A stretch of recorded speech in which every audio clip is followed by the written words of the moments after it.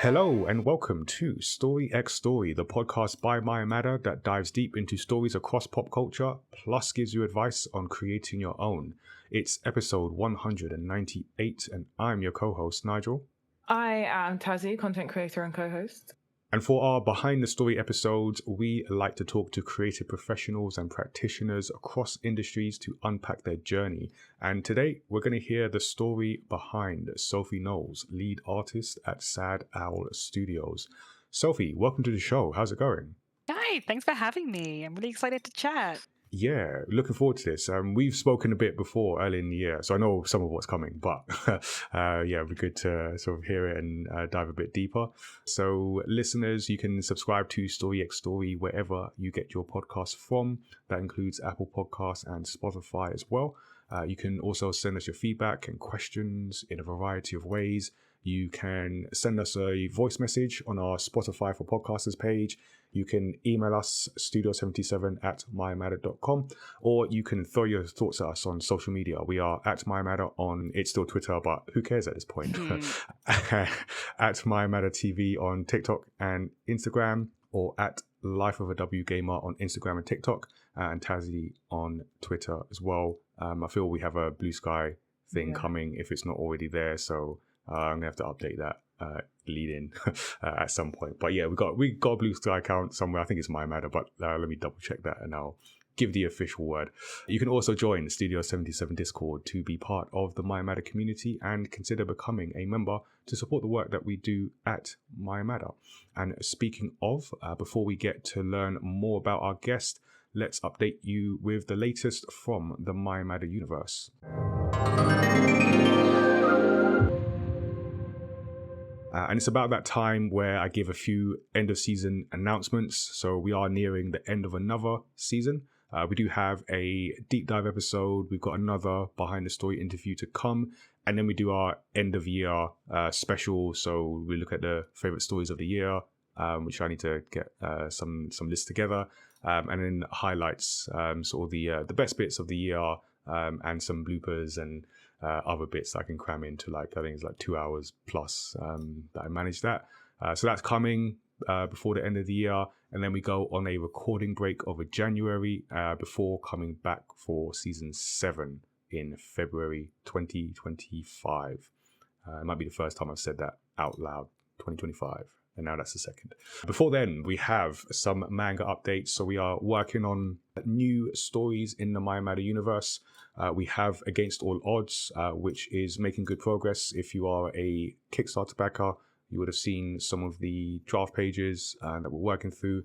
We're going through the illustration process, putting it all together. So this is something we kickstarted earlier in the year. It is massively delayed, but it is coming. So it's a story from a new series in the Mayamadder universe, Origins, which will feature the real-life team in the Mayamadder brand as characters in the Mayamadder universe. So it's very meta in that sense, but it's all about showing how the character got to the Mayamadder universe. For Tazzii's story, we have a reflective, hope-filled manga about pursuing your creative career goals in the face of resistance and doubters in the world around you. So something that hopefully will resonate with anyone on the creative career journey, whatever stage you're at, but especially those new to it as well.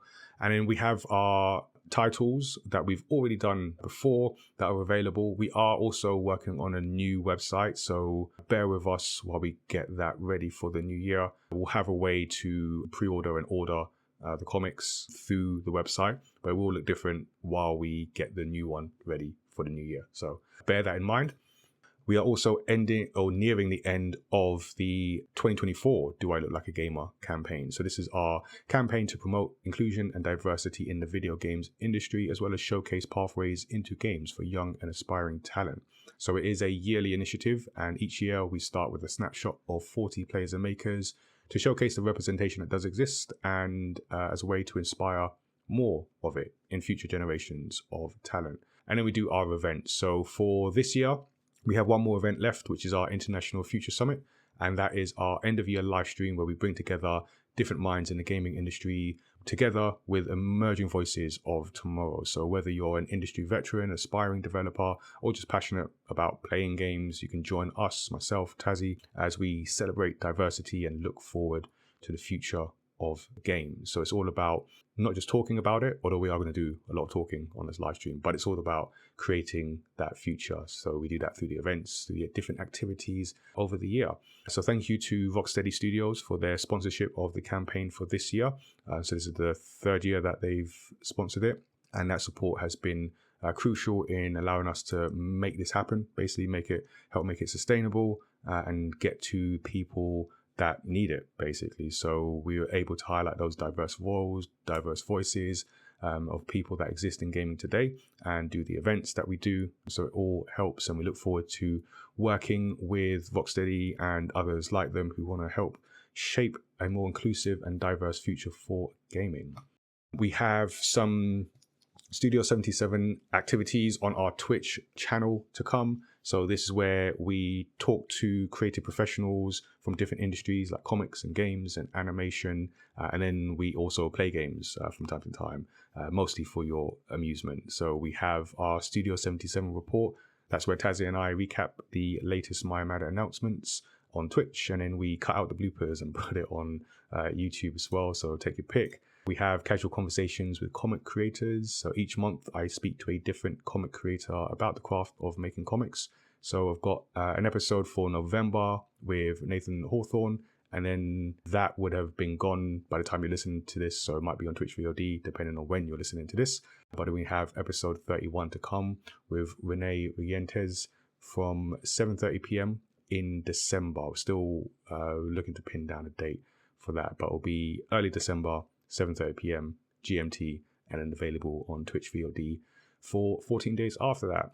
And then we have 2 more games nights to come. So we're going to try and squeeze some in there. We've got end of November, and then at some point in December, we'll try and work something out. But each month we play a different game on Twitch, and you can join us in chat, join along, watch the chaos, basically. I think the first half is us trying to figure out how to play the game or how to install the game. And then with whatever time is left, we then play the game. I feel that's the format that we've got like down solid. So yeah, we've got that to come. And then if you're a young aspiring creative professional or you know one, you can check out the Maya Matter Showrunners Work Experience Program. That's where we create opportunities for young people aged 16 and up to work with our team across comic production, events, and content creation. So you can find out more. Email us, showrunners@mayamatter.com, and we'll tell you all about it. So that is everything we are working on at the moment. Now let's go behind the story with today's guest. Sophie Knowles is a 3D generalist and lead artist at Sad Elf Studio, the studio behind the BAFTA award-winning Viewfinder. Through her career, she's worked across art-related areas, things such as illustration, 3D modeling, and animation. Other titles she's worked on include Avo, The Bradwell Conspiracy, and Off Grid. Listeners of the podcast and those who follow Maya Matter will know that creativity is very important to us. But what does creativity mean to you? For me, like creativity and what I really enjoy to do kind of is very close to figuring stuff out and puzzle solving almost. It's like, I want to make this, how do I make it? I find the journey of this is how I became basically a generalist, is like I love learning new things too much. And in creative sphere, there are so many things to learn. And it's a lot of, messing around and finding out in sort of the art sphere. I would say though, I don't consider myself to be particularly creative or artistic in terms of coming up with stuff. I'm very good at taking direction from an art director or working with people to figure stuff out. I definitely fall into that much more than I could never be a concept artist, basically. What they do is magic. Nice. I love the idea of it being solving a puzzle and fitting things together. That's pretty cool.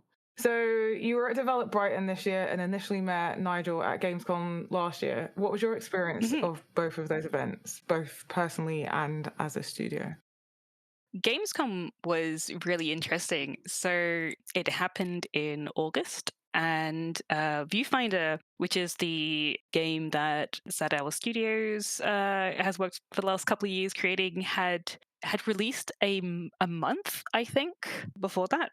And normally, like when you go to these like events and expos and show your game, they're normally like games that are about to come out, and you're like helping with like well, it's all marketing. And what was super nice was that because the game had already been out, we got loads of people who would come up to us and be like, "I've played the game. It's cool. Thank you for making it." Or like, I've played it. I haven't finished it. Or like, I've bought it. I haven't played it. Like, it was really something that I don't think you get very often is having kind of in-person feedback like that. I think when a game comes out, often you just look at the Steam reviews and you only have a look at the negative ones. So yeah, that was just like really nice to actually talk in depth about like a lot of the game to people who had like spent a lot of time actually playing it, which was super nice. Develop in Brighton is something I go every year. I kind of consider it a holiday. It's like a week in Brighton in the summer. Loads of game devs around, many friends sort of hanging around. It's a great event. I definitely recommend anyone who can manage to get there to at least try and come down for a day to experience it, because it's very it's just lovely. Oh, that sounds really nice. It sounds nice being able to get like positive feedback and in-person feedback Mm. rather than just like the faceless text of negativity that seems to come up. Yeah, I think we all try not to like focus on the negativity, but it's like it's hard not to. Yeah, especially when you want something to be good, you can kind of focus in on the negative because you want to do better. Yeah. And I think people often like kind of downplay the positive as well. Like, all of these like, the positive Steam reviews, that they are still like there are people behind those who are writing these nice things. So where did you grow up and when did you discover art as a passion?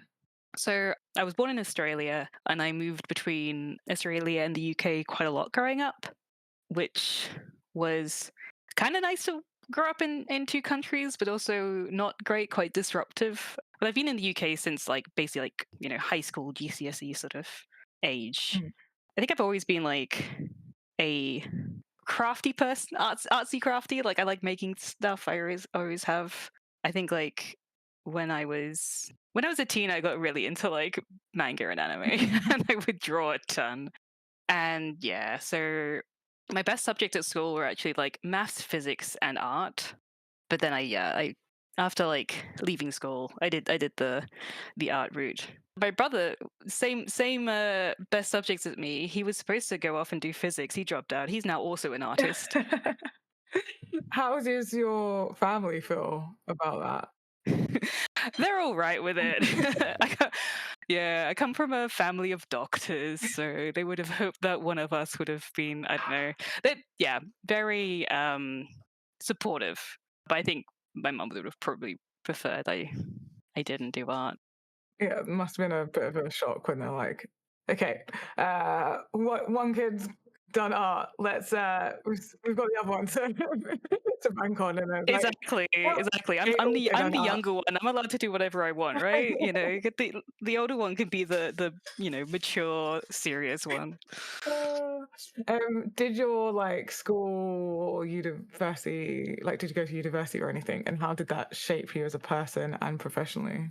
Yeah, so I left school. I did a art foundation, which is I'm not sure if that's still the standard, but it definitely was at the time. I left school in 2008, and then I went to university. I did a bachelor's in illustration because at the time I was very much just like drawing and painting, and 2D art was my whole thing. And during that time, I did a couple of modules doing 3D art for the first time. And it just really clicked with me. I was never expecting to make the move from 2D to 3D. So yeah, I then after my illustration degree, I did a 2-year a 2-year master's course at Central St. Martin's in character animation, where you could basically specialize in 2D or 3D animation.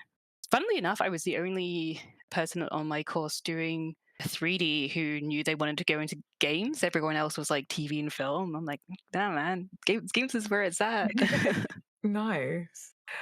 What's the best advice that someone else has given you when starting on your journey, and did you follow it? I'm not sure what advice I was actually given. Trying to think back, I had this wonderful mentee at the time called Nilly, who basically got me my first job in games, which I'm very grateful for. She was very like kind of similar to me, like a generalist, just like, you know, I guess it's that thing of you can figure out a lot on the job. Not saying that people should like necessarily apply to things that are totally out of their wheelhouse, but yeah, there's definitely. I'm saying that there are a lot of great tutorials on YouTube. Like, so I didn't do any game specific courses. They were all very like, you know, illustration, and then it was animation. It was obviously using like industry standard software like Maya, but I didn't have any games experience before getting into games. But it was like actually pretty easy to figure out like where the gaps in my knowledge of like going from like, you know, making a short film to then doing like, you know, this short like animation loops that you need to do for games and stuff.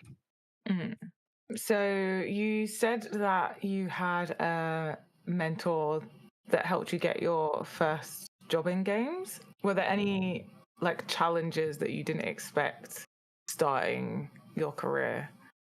I think for a lot of artists, the biggest challenge is getting that foot in. I myself, I do mentoring with Limit Break. I've done that for a couple of years, and it's sort of the challenge is that people who are new to the industry are the same as when, like, you know, almost 10 years ago when I started, which is there is a lot of incredibly talented people with really great portfolios out there and not quite as many jobs as you would want.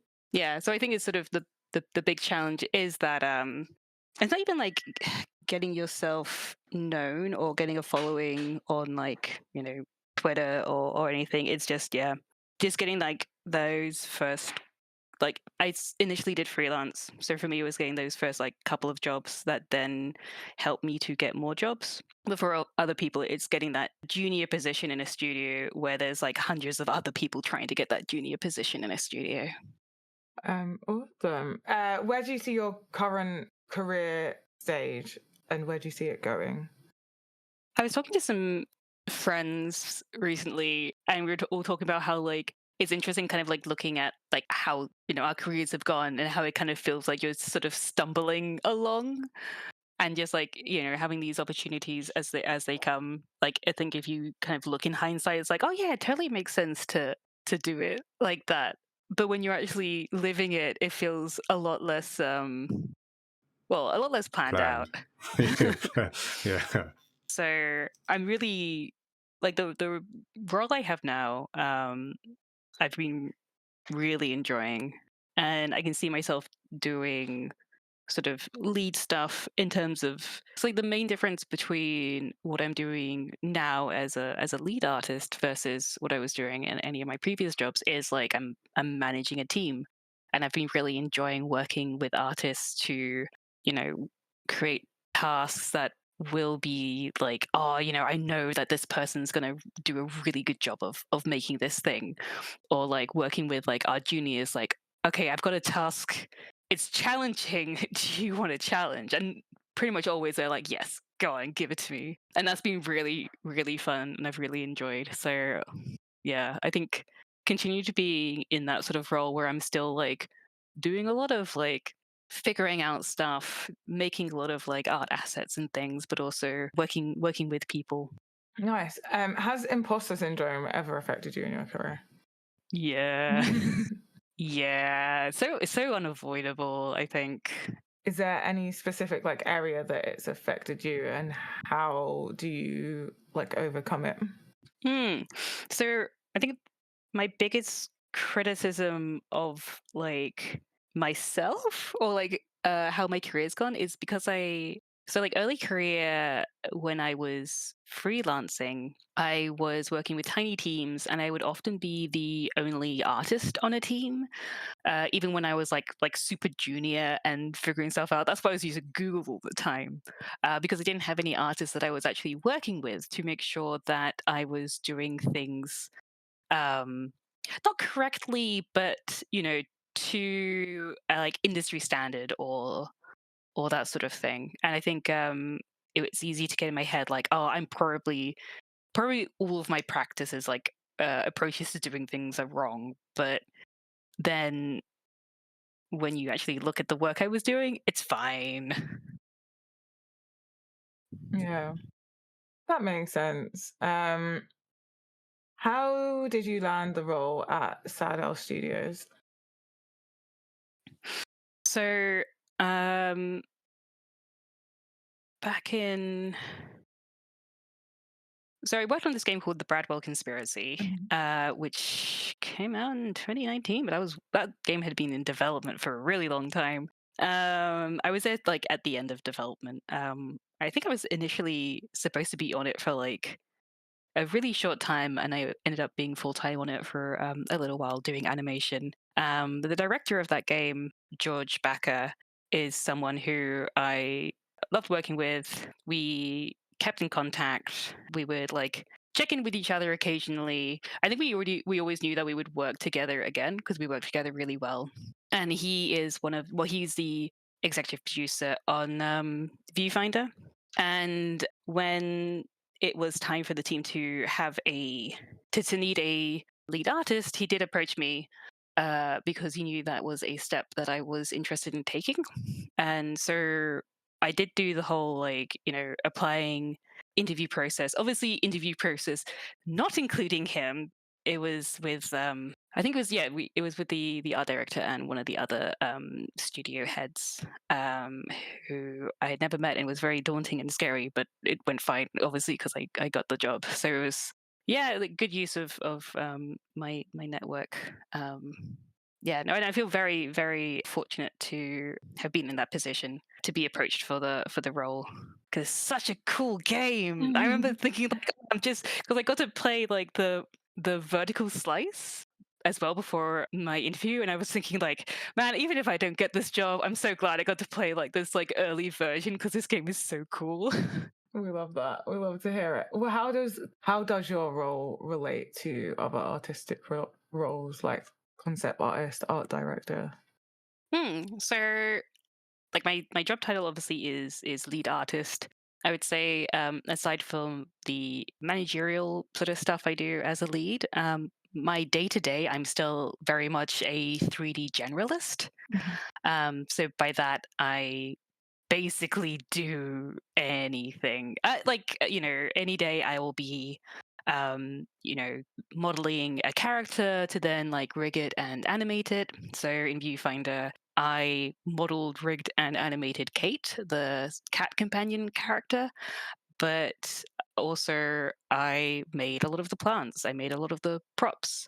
So depending on what was needed at the time, I'm very much like someone who can throw myself and adapt to a whole variety of different art sort of tasks. I'm a jack of all trades. I'm definitely not as good as we had this fantastic senior environment artist called Santeri, who's ridiculously good at environment art. I can only dream to be as good as him. And I learned a ton from him, which was fantastic about working with other artists. And what non-artist roles and departments do you interact with the most? I interacted with the Sad Owl team is really nice and tiny. The art team was like the biggest team because we were like 6 people, including myself. But for a lot of the project, we only had 1 or 2 programmers, and Matt Stark, who is the guy who came up with the whole idea of the mechanic and the puzzles. He was our only designer.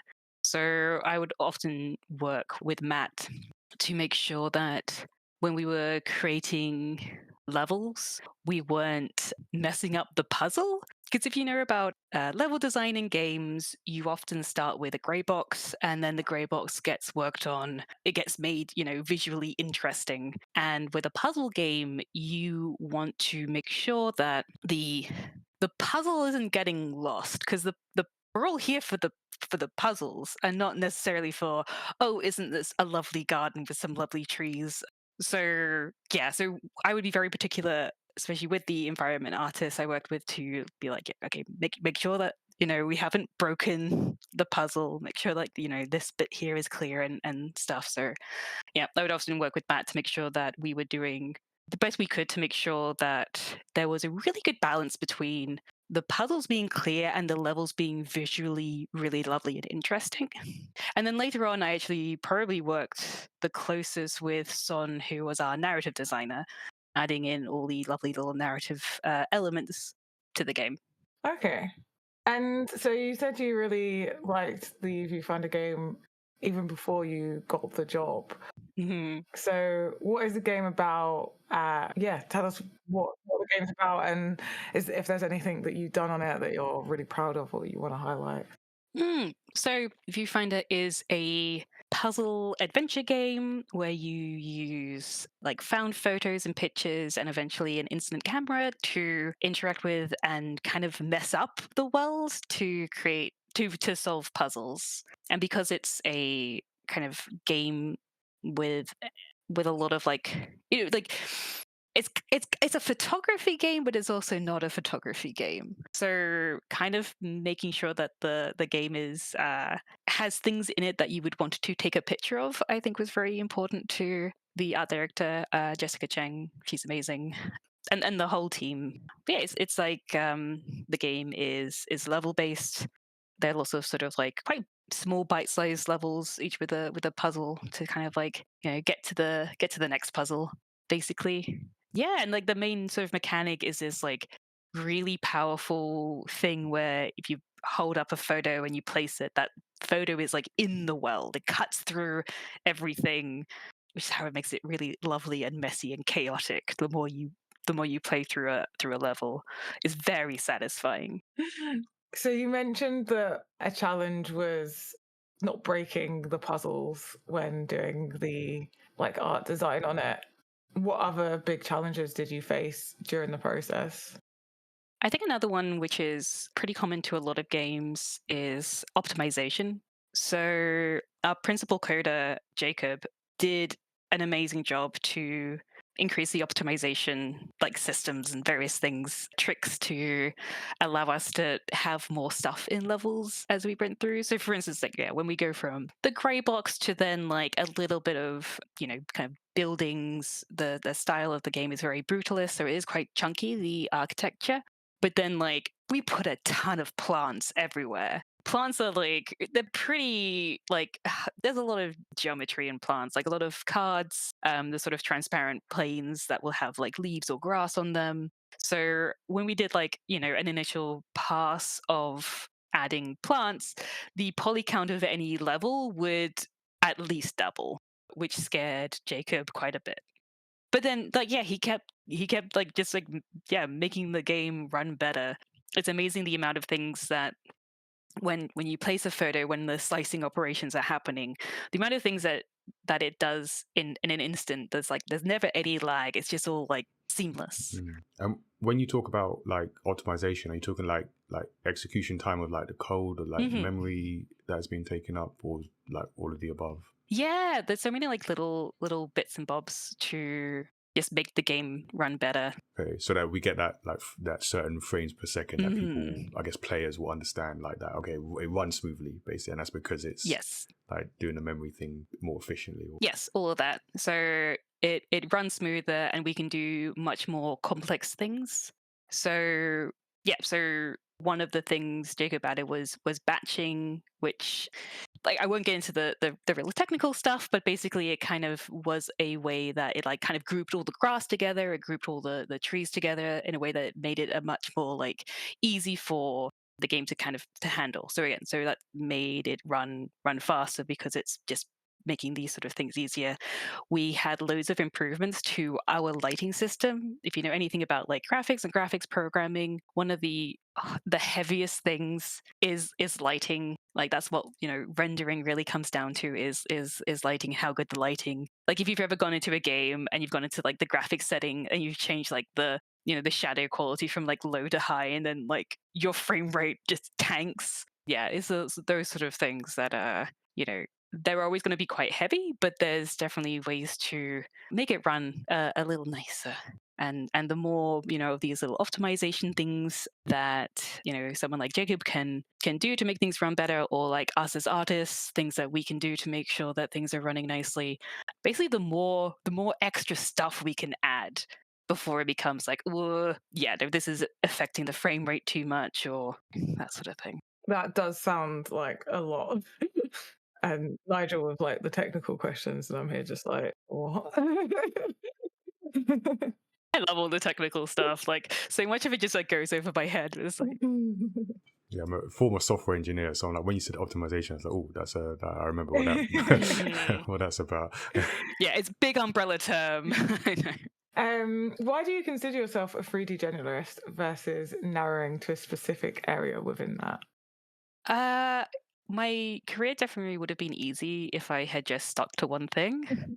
But I really like, so as a generalist, as someone who like, you can basically like throw me at any sort of like, you know, 3D, you know, between 3D modeling and rigging and animation, throw me at anything, I can probably do it or figure it out, which is really what I consider makes me a generalist. Like, and I know a couple of other friends who are generalists who are more like, I think every generalist kind of like leans to one thing more than others. So I probably, if you look at my CV, I probably have more animation than anything else. But I wouldn't say that animation is even what I like doing most. It's like anything that I'm currently spent too much time doing, I'm like dreaming of like doing another thing. Like if I'm doing an animation job, I dream of just like modeling all day. But yeah, so and being a 3D generalist, I'm very suited to indie games, to small teams where they need people who can wear a lot of hats like myself. Like even, you know, and you have generalists in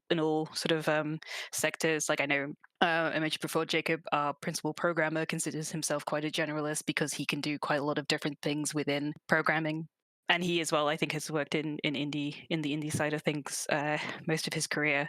But yeah, I think people who are looking to getting into games and are really looking at more of like, you know, the AAA big studio sort of side of things, I think for them really specializing in something is much more useful than generalizing.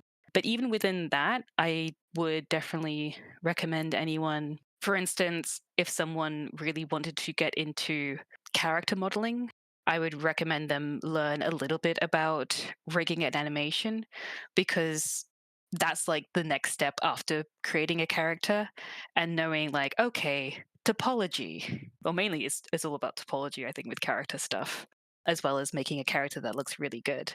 But yeah, knowing a little bit more about like these other things can be very, very useful to be aware of. Okay. So Viewfinder took home the prize of Best British Game as well as New Intellectual Property at the 2024 BAFTA Games Awards. What did that mean to you personally?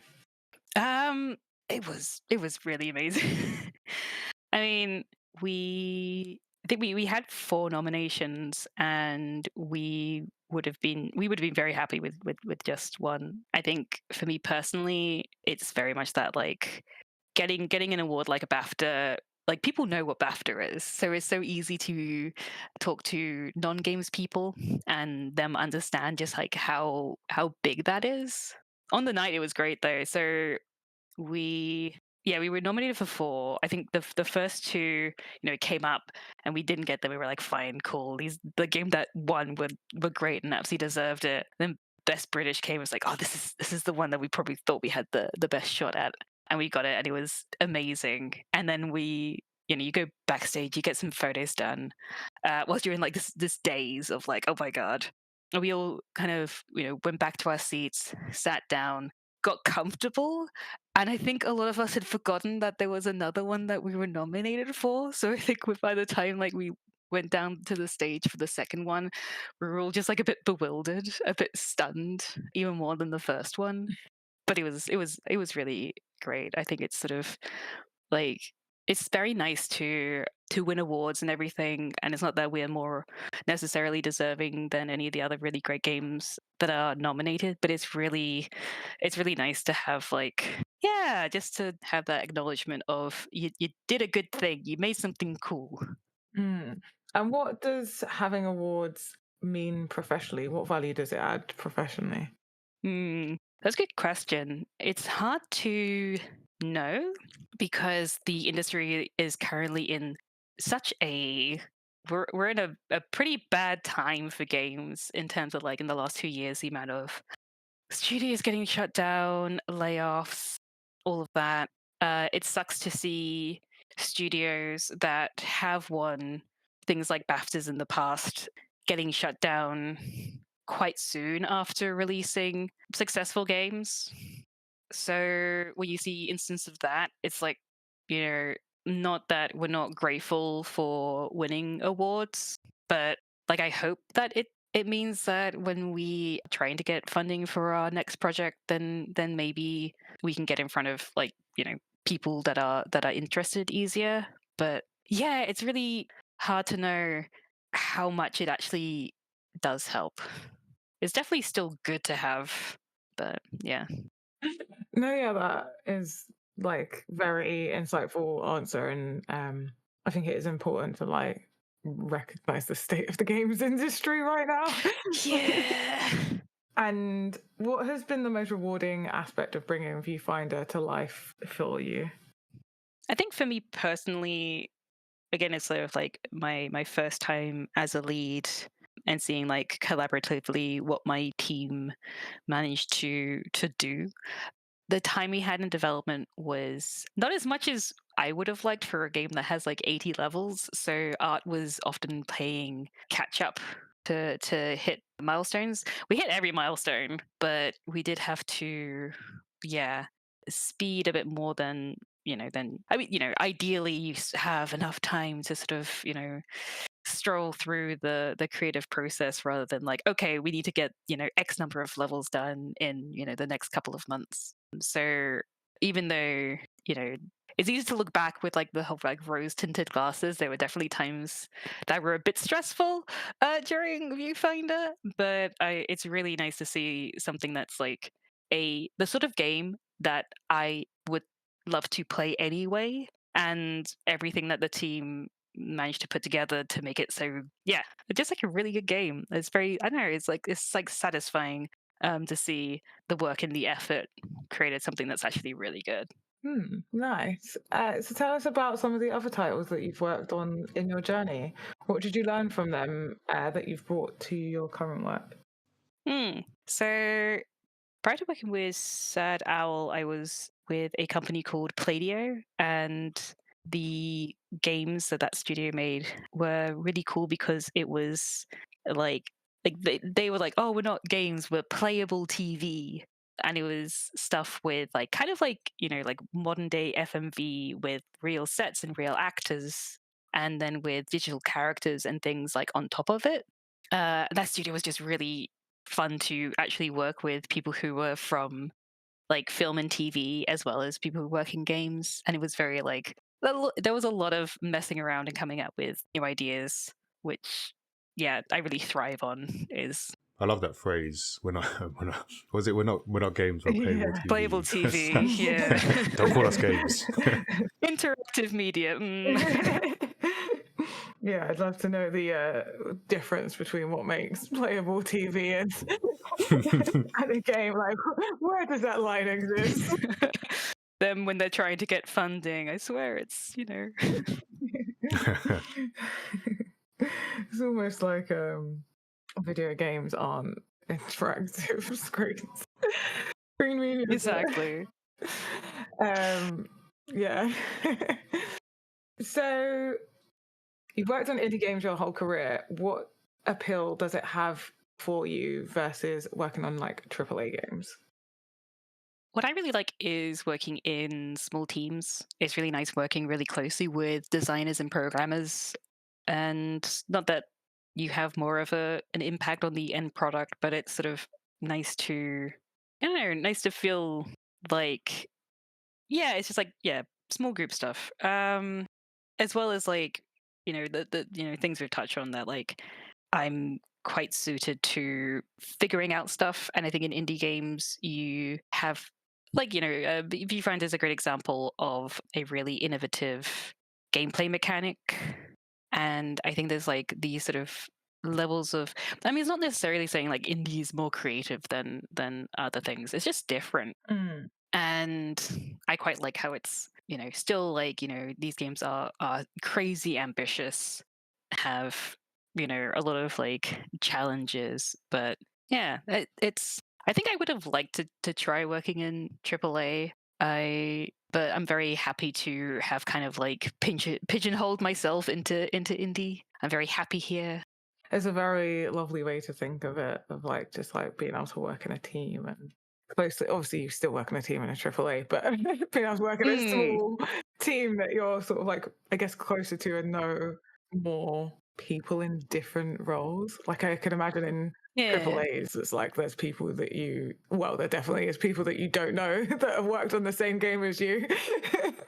Exactly. Like I really love when like, yeah, when I'm working really closely with like someone from like code to do something. I think the those little like collaborative moments that you get so closely with other disciplines, I think is really, really fun. Not that doesn't happen in, bigger teams, AAA and stuff, but yeah, I've always liked with like the last two studios, with Sad Owl and with Playdio, there's like, there's someone on like the code team who I can just like nudge at any time and be like, hey, can you make me this tool? I think it would be really useful. And like it would either be like literally half an hour later I have the thing because they just work magic, or it's like, okay, let's sit down and discuss what we need and see if it's viable. But yeah, it's those things that I really enjoy. Yeah. So, how important is diversity and representation in games to you, and where do you think the industry is at today?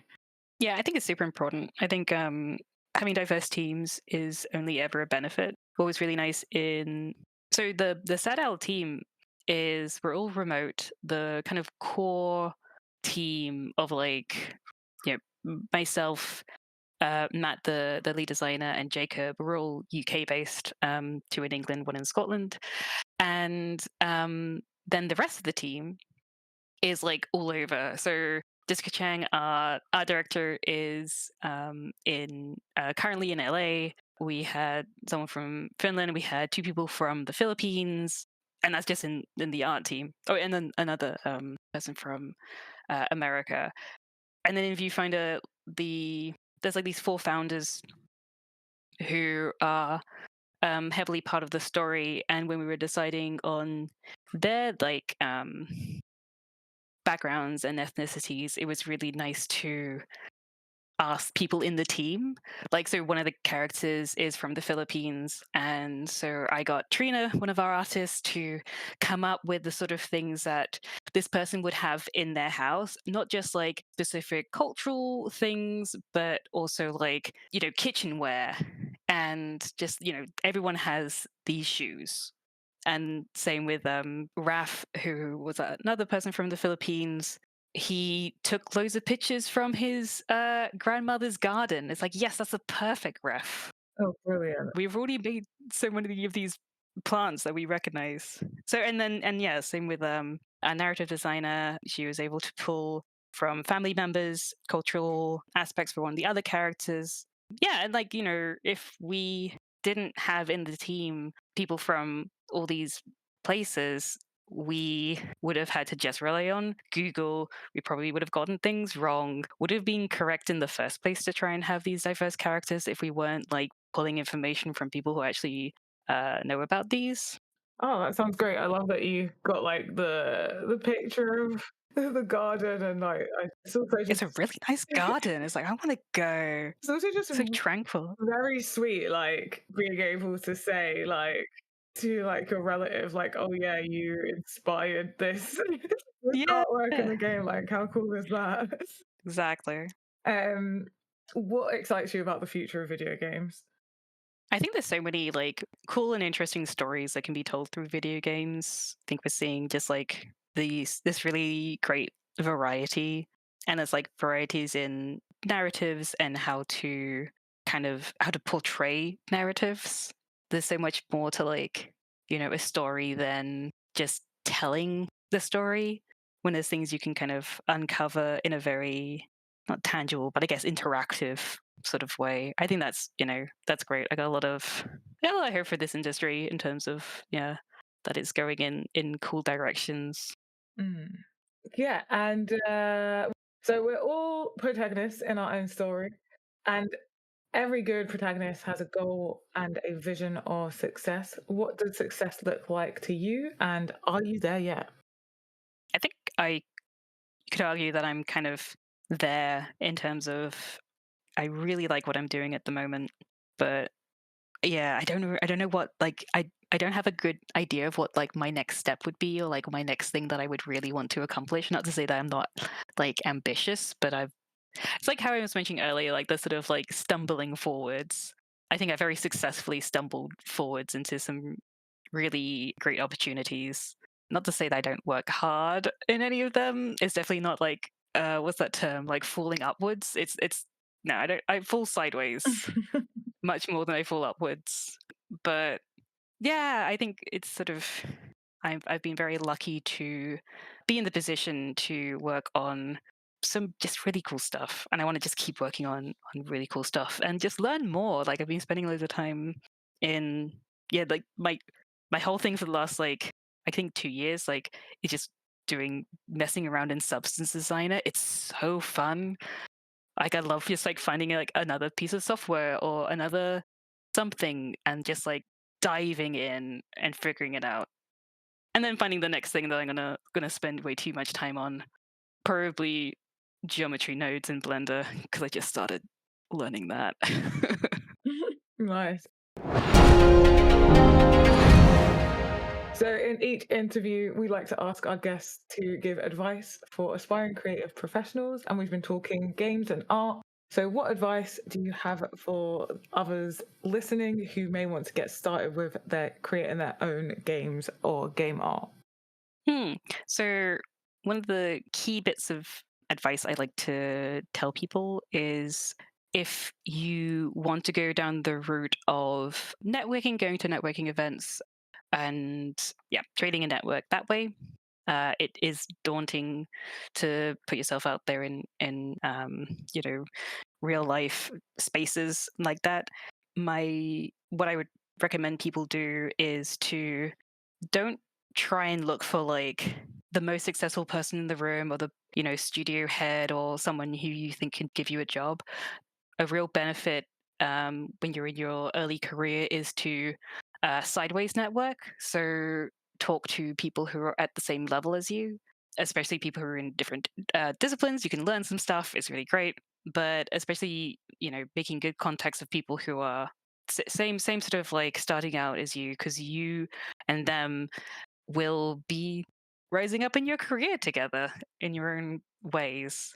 Lots of people who I initially met through industry networking back in like 2016, I still see all the time, and I'm very close with quite a few of them. And it's really nice to see all of them become successful, doing their own thing. Not that a lot of these relationships has necessarily ended up in me getting work or anything, but it's definitely there's some very beneficial relationships I think you can get by sideways networking. Yeah, I think that's a pretty good tip.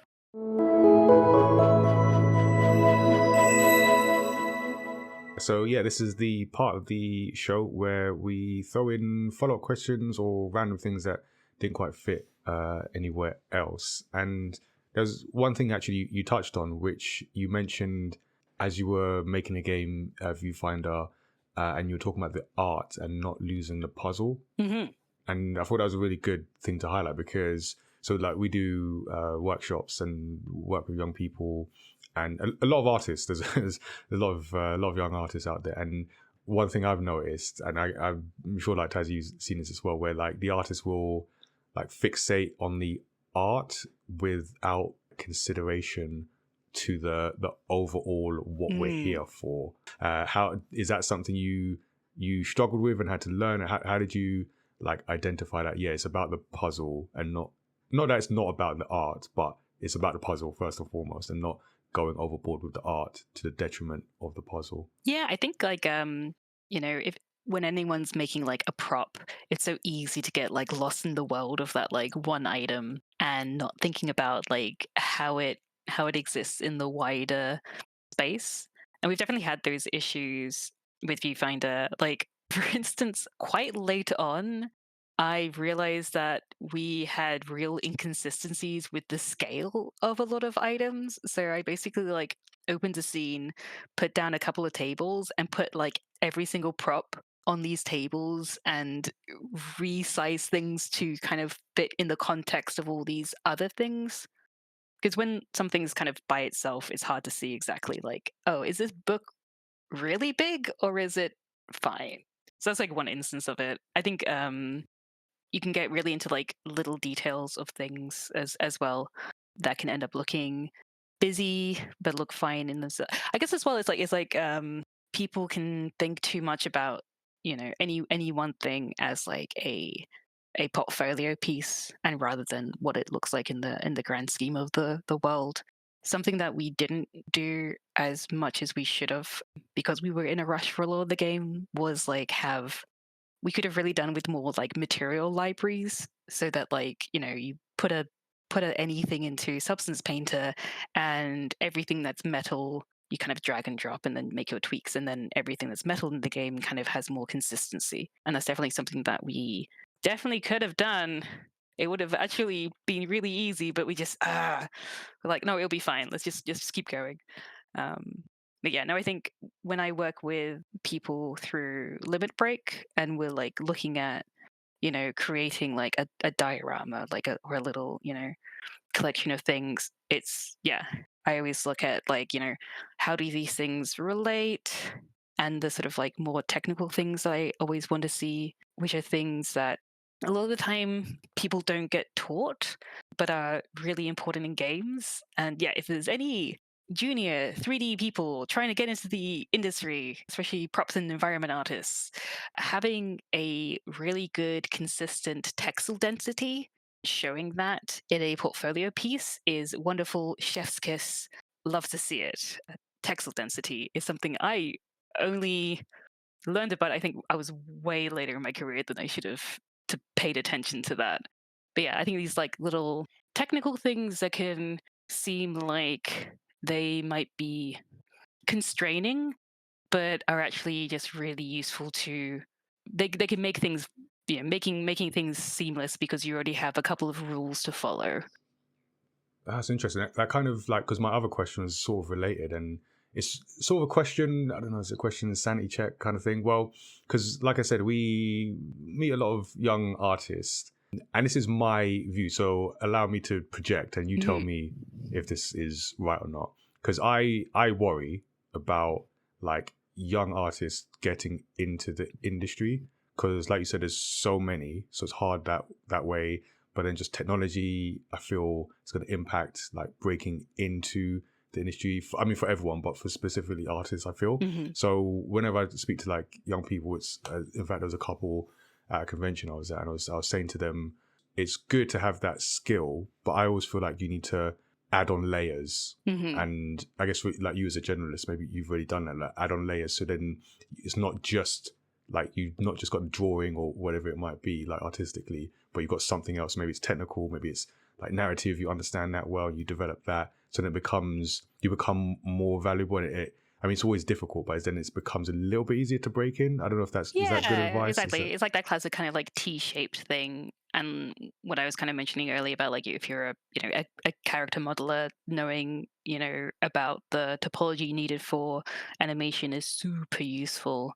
So I think and I would say as well, and I think people who have not yet broken, especially I'm talking about artists here specifically, artists who haven't yet broken into the industry and don't come from games courses might not have ever implemented things in a games engine, and being able to say that you can implement your work in a games engine is highly valuable. And also it's really easy depending on what you are. If you're a 3D artist, it's basically drag and drop. It's drag your stuff into, download Unity, open one of the standard packages, drag your stuff in, drag it into a scene, set up a material, apply the material. You'll find out by just doing that, like, okay, maybe there are scale issues, or, oh, I didn't realize that I needed to have, this map for a material, or you didn't know about like map packing and stuff. But it's just being able to do that dragging and drop is really useful, and I definitely would recommend any artist to just download these three things like Unity or Unreal and do that, because it goes a long way, even though it's something quite simple. Yeah, I can imagine. Okay. So yeah, good. What was that, the T thing you said? Being T-shaped. So like having like T-shaped. one thing you're really good at and two things you're pretty okay with. There you go. Okay. All right, I'm gonna take that advice and pass it on. Yeah, I say I'm like octopus cool. shape. I'm definitely not T-shaped. Okay, so somewhere in the range of like T to octopus is good. Yeah. All right, and yeah, last thing, I don't know, are you on social media? If people want to see your work, do you have like accounts? Are you exodusing from Twitter as well? Yeah, I'm still on Twitter for now. I am SER Knowles on pretty much everywhere. That's SERKNOWLES. So I'm there on Twitter. I have a Blue Sky, which is sirknowles.bsky.social is the bog standard. Oh yeah, because they got a dot thing. Okay, yeah, right. If you have like your own website, you can do a nicer one. All right, cool. Yeah, I'm not particularly active, but I am on those things. If you want to drop me a follow, I can follow people back. If anyone wants to, pick my brain about things, I'm generally open to that. Cool. All right, no, thank you for that. We'll keep that in mind, and I will also double check that MyMatter Blue Sky. I'm pretty sure it's just mymatter.bluesky. Whatever the thing is, but I'll double check, and then we'll be on there as well. But Sophie, thank you very much for giving us that insight into your journey and the work you do. No problem. Thanks for the chat. No, appreciate people spending time. Appreciate people listening to this episode of Story X Story. So if you enjoyed this, make sure you subscribe so you can catch all the other interviews from the podcast and all the future ones that are coming, especially into next season. Also, give us a 5-star rating and review, because all that helps us reach more people and more fans of story discussions. And we're also story creators, so you can find our manga universe online, including the soon-to-be out into the world Origins Against All Odds.